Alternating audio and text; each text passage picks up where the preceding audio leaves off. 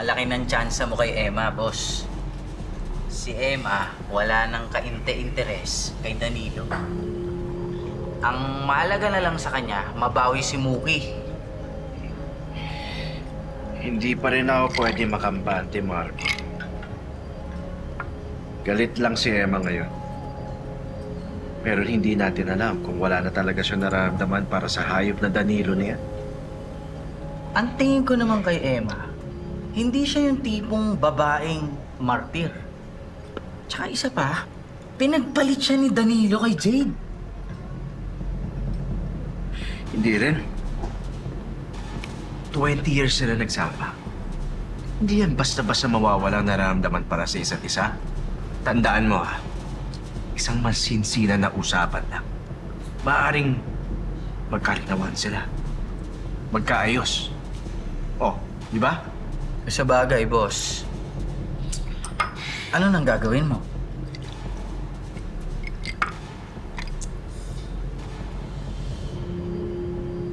Tutulungan ko tong si Emma na mabawi si Muki. Pero sisiguraduhin ko na hindi na sila mag-uusap ng Danilo na yun.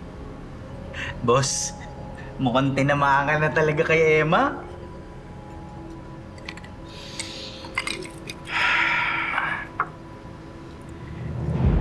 Ngayon lang ako naging ganito sa isang babae. Oras na makuha na niya si Muki. Ako nang papalit kay Danilo sa buhay nila. Boss, magtapat ka na muna kaya kay Emma. Kasi tulong ka ng tulong. Hindi mo naman alam kung anong lagay mo kay Emma. Ganun ha? Talaga? Ina-underestimate mo ba ako? Sa tingin mo hindi ko kaya makuha si Emma? Hindi naman, boss. Naman. Ayun ka. Umalis ka na nga. Sira mo gabi ko eh. Huwag kang uminom. Akin yan.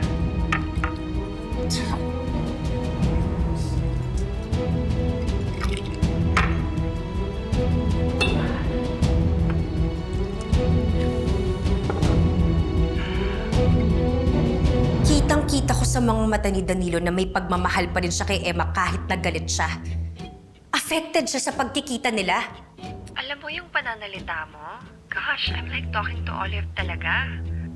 Damare, malamang Ate Olive and I are twins. So it's just normal for me to sound like her from time to time. Kung ako talaga si Ate Olive, sa tingin mo ba, Astrid, nandito ka pa rin hanggang ngayon? What do you mean? Hello? Iniwan mo kaya sa ere si ate? Nilaglag mo kaya siya ng bonggang-bongga? Kaya kung talagang ako siya, di sana matagal na akong naghigante sa'yo, diba? Touché.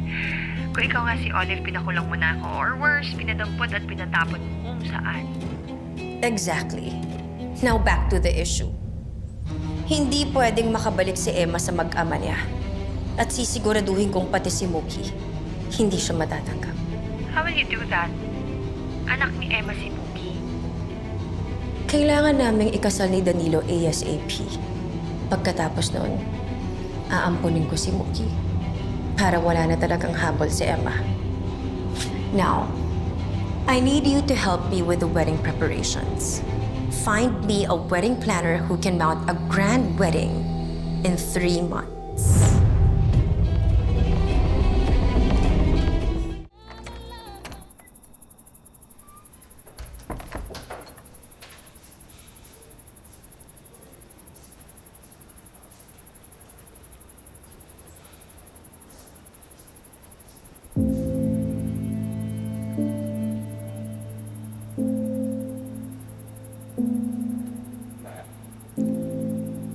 Miss na kita, anak.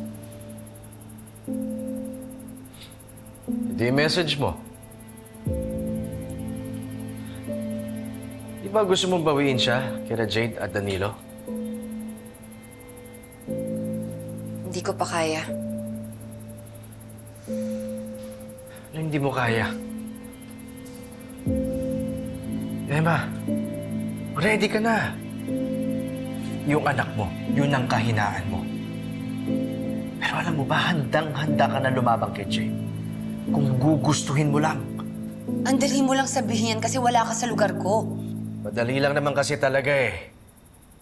Ikaw lang naman to naduduwag. Natakot. Dahil dyan kay Mookie. Emma, now is your time. Huwag kang panghinaan ng loob dahil dyan sa anak mo. Nakipagkita ka sa kanya. Sabihin mo sa kanya ang totoo. Kung hindi ka pinakinggan ng pulpul mong asa-asawahan, baka ang anak mo, ako siya makinig sa'yo. So, ano pa iniintay mo? Message mo na siya.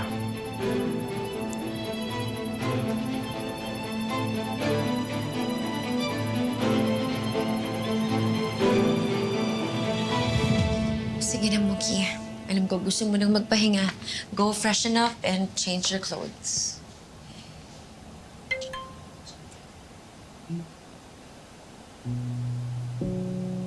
Oh, akala ko ba binlock mo na si Zayn? Bakit na may message ka pa niya? Don't worry, baby girl. Hayaan mo siya. Kung ayaw niya na sa'yo, he's not your loss.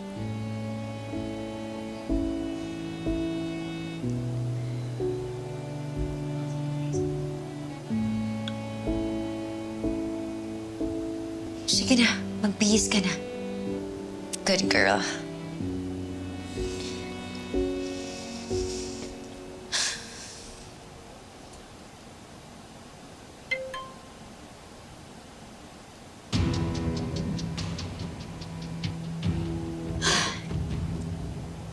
Is that still Zayn messaging you? Akala ko ba? No, tita. Si nanay, What? minessage niya ako using her private account. Kaya po pala hindi natin siya nasa-search sa social media. Kasi yung mga accounts niya naka-private. Eh kasi nga, nagtatago. At ngayon na booking na siya, she's reaching out. Anong sabi?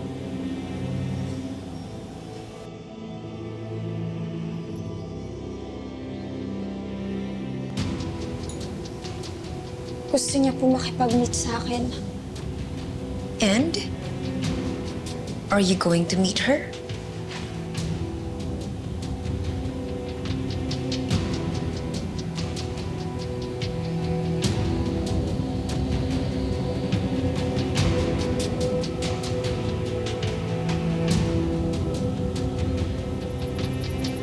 Linak na ako ni Mookie. Dapat talaga noon pa nag-message na ako sa kanya eh. Baka kung ano-ano yung sinabi ni Jade tsaka ni Danilo sa kanya. Emma, huwag mong sukuan ang anak mo. Hindi lang naman social media ang paraan para makausap mo ang anak mo.